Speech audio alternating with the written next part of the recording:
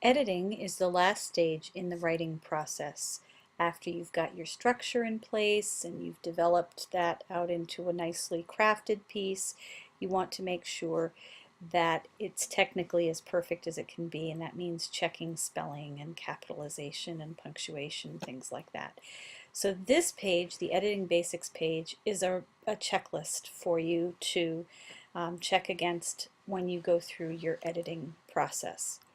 So the first thing that you want to look at are verbs, and there are three things to look at with verbs: the agreement, the tense, and the variety. So agreements are between subjects and verbs, so you can't say she go to the store, you have to say she goes to the store. So goes has to agree with she.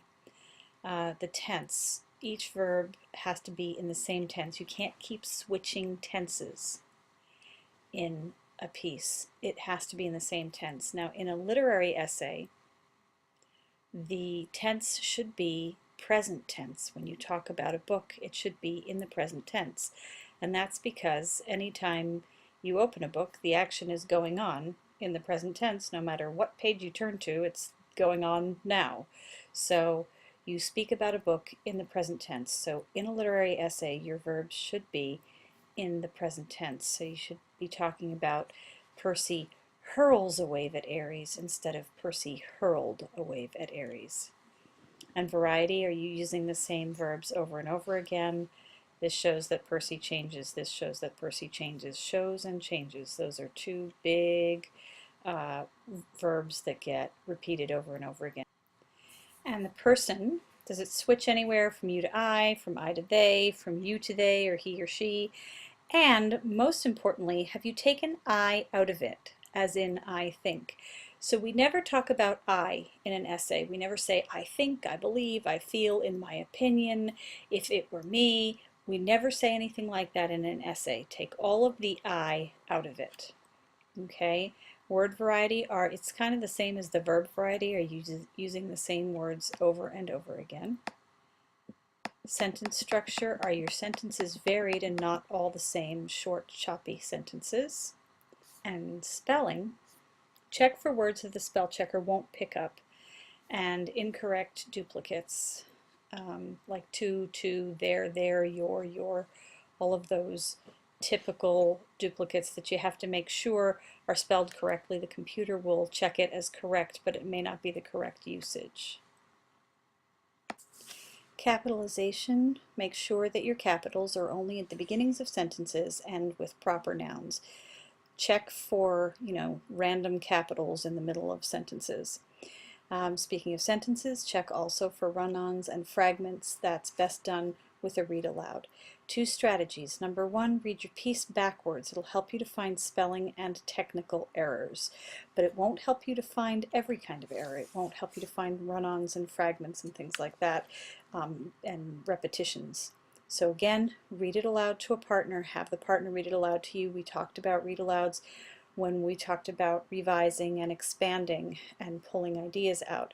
But now read it aloud with just an ear for, is it running smoothly? Are there run-ons and fragments? So having gone through that list, I just want to show you how I would go through the editing process here with a very small piece from my sample draft here. And I'm just going to look from here to here.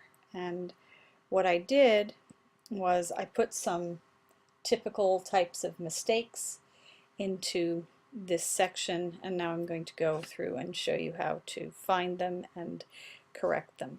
So the first thing I'm going to do is kind of scan this backwards and see if I can come up with spelling errors or capitalization problems.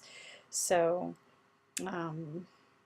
temper his or himself, control to unable is Percy because, okay, I see here that there's a capital B in the middle of the sentence that doesn't need to be there, so I can change that.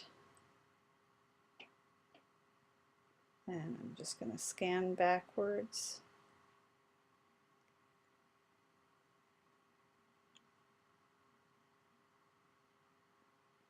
And I see the best off him instead of the best of him. And actually going back, I also missed this one, which is unable to. It's the wrong two. It's one of those duplicates that we were talking about. So fixing that, and then just scanning back up and reading over this backward. And I think that's it. So I'm going to now read it forwards. Early on in the story, Percy appears very troubled. He has many problems. Oops, that's a run-on. I should put a period there and a capital right there. He has many problems, particularly with being able to remain in school for longer than a year. This shows that Percy is constantly being expelled. Well, that doesn't make much sense. This shows that Percy is constantly being expelled.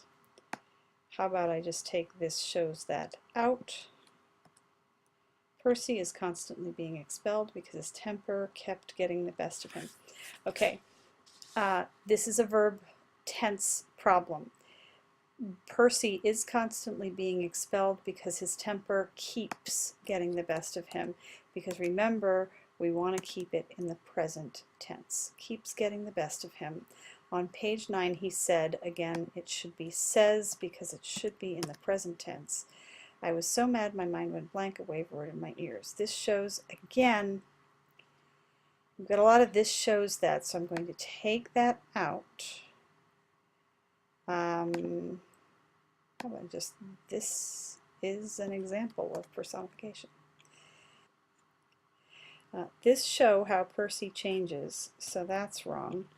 So we want to do this shows how Percy changes because Percy is unable to control himself. I've got too much repetition of Percy, so I'm going to change that to he. And I may, it's a short choppy sentence, so I might do that. This is an example of personification and shows how Percy changes because he's unable to control himself or his temper. And that's as far as I went in terms of putting mistakes in. But basically you can see that as I read it both forwards and backwards, I'm checking for technical problems, and I've got my checklist that we went over before of all the different kinds of problems that can come up, and you just read it through very, very carefully. Have somebody read it through for you also. Everybody needs an editor, and that's how you do it.